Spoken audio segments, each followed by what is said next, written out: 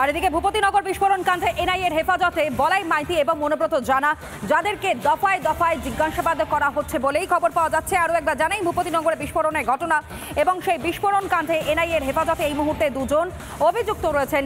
একদিকে বলাই মাইতি, অন্যদিকে মনোব্রত জানা, এবং তাদেরকে দফায় দফায় নাকি জিজ্ঞাসাবাদ করা হচ্ছে। কিন্তু তারা কি তদন্তে সহযোগিতা করছেন নাকি তদন্তে সহযোগিতা করছেন না, তাদেরকে জেরা করে মূলত তদন্তকারী আধিকারিকরা তারা কি জানবার চেষ্টা করছেন, আরো বিস্তারিত আমরা জানবো। সৈকত আমাদের প্রতিনিধি এই মুহূর্তে আমাদের সঙ্গে। সৈকত,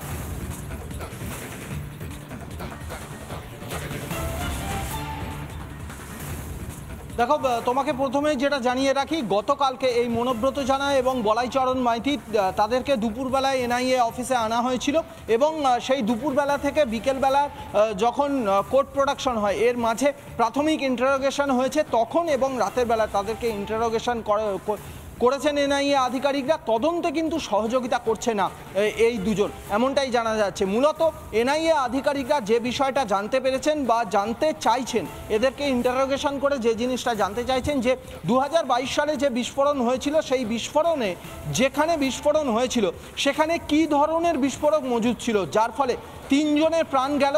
শুধু তাই নয়, যেখানে বিস্ফোরণ হয়েছিল সেই এলাকাটা, সেই জায়গাটা, পিওটা কার্যত ছিন্ন ভিন্ন হয়ে গিয়েছিল।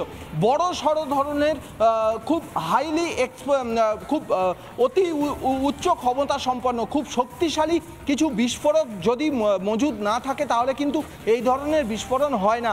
সেক্ষেত্রে কি কি বিস্ফোরক মজুদ করা হয়েছিল যার জন্যে এত বড় সড়ো বিস্ফোরণ হয়ে গেল, এই বিষয়টাই জানার চেষ্টা করছেন। এবং যেহেতু এই ধৃত দুজনের রাজনৈতিক পরিচয় রয়েছে এবং যারা মারা গেছেন এই বিস্ফোরণে, তাদের সঙ্গে এই দুজনের ফোন আলাপে একটা তুমি আমাদের সঙ্গে থাকো সৈকত। আর এই মুহূর্তে বিকাশ রঞ্জন ভট্টাচার্য, তার সঙ্গে আমরা যোগাযোগ করতে পেরেছি, সিপিআইএম নেতা। বিকাশবাবু, কি বলবেন? ভূপতিনগরে ঘটনা, গতকাল দেখলাম এনআইএর উপর হামলা, কিন্তু সেই সময় কোনো রকমের কোনো অভিযোগ সামনে আসেনি, শ্লীলতাহানির মতন মারাত্মক অভিযোগ। কিন্তু আজ একেবারে ভুল বদল, দেখা যাচ্ছে যে অভিযুক্তদের পরিবারের তরফ থেকে এই অভিযোগ দায়ের করা হয়েছে এনআইএর বিরুদ্ধে শ্লীলতাহানির। আপনার প্রতিক্রিয়া নেব।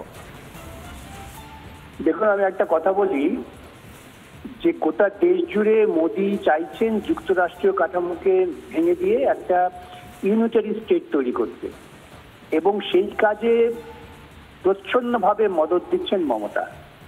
আজকে যদি কেন্দ্রীয় তদন্তকারী সংস্থারা তদন্ত করতে গেলে তাদের উপর হামলা করা হয় এবং মুখ্যমন্ত্রী হামলাকারীদের পক্ষে দাঁড়িয়ে সওয়াল করেন এবং পরবর্তীকালে তাদেরকে এইরকম মিথ্যা মামলা সাজাবার পরিকল্পনা করেন, তার মানে এই রাজ্যের মুখ্যমন্ত্রী যুক্তরাষ্ট্রীয় কাঠামোতে মর্যাদা দিচ্ছেন না।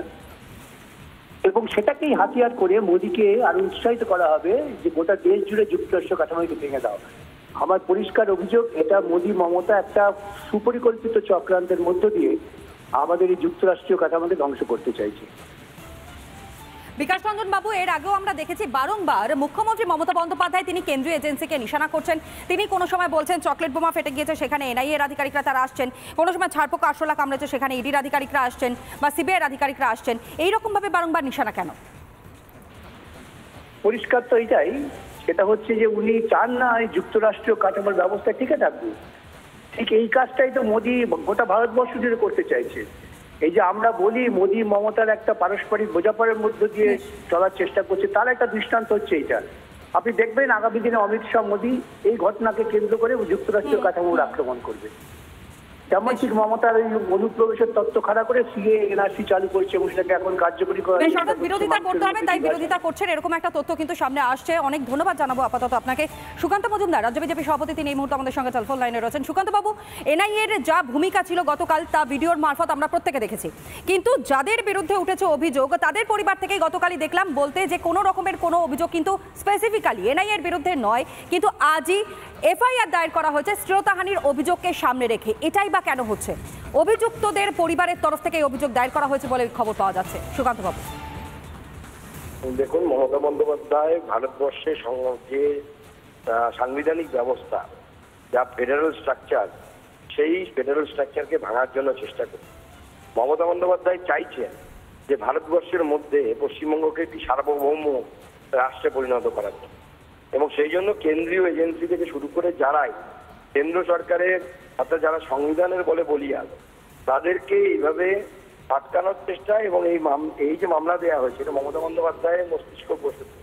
এবং এই প্ল্যান করে সে কেন্দ্রীয় যে এজেন্সি এনআইএ তাকে তদন্ত যাতে বাধাপ্রাপ্ত হয় এই চেষ্টা করছে।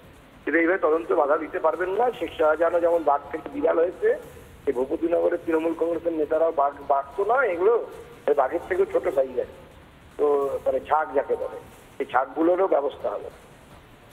বেশ, ধন্যবাদ জানাই আপনাকে। বিজেপি রাজ্য সভাপতি সুকান্ত মজুমদার তিনি ছিলেন আমাদের সঙ্গে টেলিফোন লাইনে। এই মুহূর্তে যে ব্রেকিং এ নজর রাখতে হচ্ছে, ইডি হেফাজতে শেখ শাহজাহান 48 ঘন্টা অন্তর শাহজাহানের স্বাস্থ্য পরীক্ষা। জোকা ইএসআইতে স্বাস্থ্য পরীক্ষার জন্য নিয়ে যাওয়া হচ্ছে শাহজাহানকে। এই মুহূর্তে সেই ছবি এক্সক্লুসিভলি রিপাবলিক বাংলায়। জোকা ইএসআইতে স্বাস্থ্য পরীক্ষা শাহজাহানের 48 ঘন্টা অন্তর শাহজাহানের স্বাস্থ্য পরীক্ষা। ইডি হেফাজতেই রয়েছে শাহজাহান। এই মুহূর্তে সেই ছবি দেখতে পাচ্ছেন। জোকা ইএসআইতে নিয়ে যাওয়া হলো স্বাস্থ্য পরীক্ষার জন্য। এই মুহূর্তে সেই ছবি রিপাবলিক বাংলায়।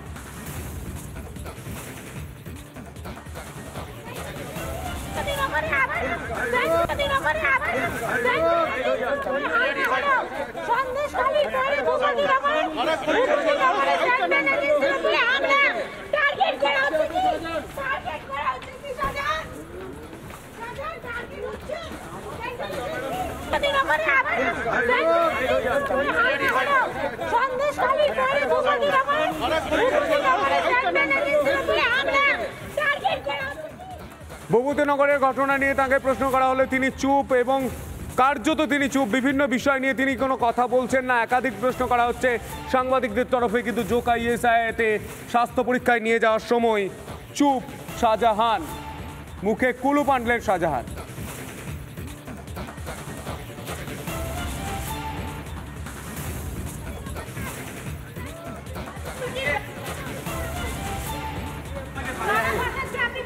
কে ফাঁসাচ্ছে?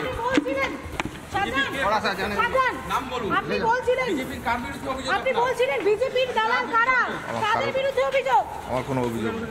আপনি বলছিলেন বিজেপির দেওয়াল লিখনে কাদা দেওয়ার অভিযোগ। বিজেপি প্রার্থী অসীম সরকারের দেওয়াল লিখনে কাদা দেওয়ার অভিযোগ তৃণমূলের দিকে। অভিযোগ অস্বীকার তৃণমূলের। এই মুহূর্তে সেই ছবি দেখতে পাচ্ছেন। অসীম সরকার পূর্বস্থলীতে তাঁর দেওয়াল লিখন, সেই দেওয়াল লিখনে কাদা দেওয়ার অভিযোগ উঠছে পূর্বস্থলী থেকে। এই মুহূর্তে সেই ছবি।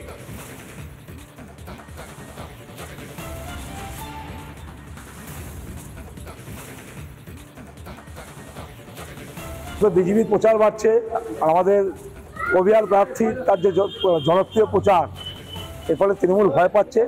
আজকে পুরুষদের দেওয়াল এবং কাদা লেপা হয়েছে, অন্য কেউ তো লেপেনি। দেওয়াল এবং কাদা কে লিখবে? বিজেপির দেওয়াল লিখনে কাদা কারা লিখতে পারে? যারা গণতন্ত্রের মুখে কালি লেপেছে তৃণমূল, ঠিক আছে? গণতন্ত্রের মুখে কালি লেপনকারী তৃণমূল যে বিজেপির দেওয়াল লিখনে কালি লাগাবে, কাদা লাগাবে, এটা খুব স্বাভাবিক। আমরা তো ভয় পাচ্ছি না, মানুষ দেখছে, মানুষের জবাব দেবে। আমরা ওই রকম তৃণমূল কংগ্রেস নোংরা রাজনীতি করে না। এমনিতে বিজেপির এখানে লোক নেই বললেই চলে। যে কজন লোক আছে তাদের মধ্যে আবার 3টি গোষ্ঠী, তারা নিজেরা করছে এটা, নিজেদের মধ্যে দিয়ে আমাদের নামে দুর্নাম বা বদনাম করাচ্ছে। তাদের নিজের ঠিকমতো তাদের নিজেদের একটা দুটো নেতা আছে, তাদের মধ্যে 3টে ভাগ।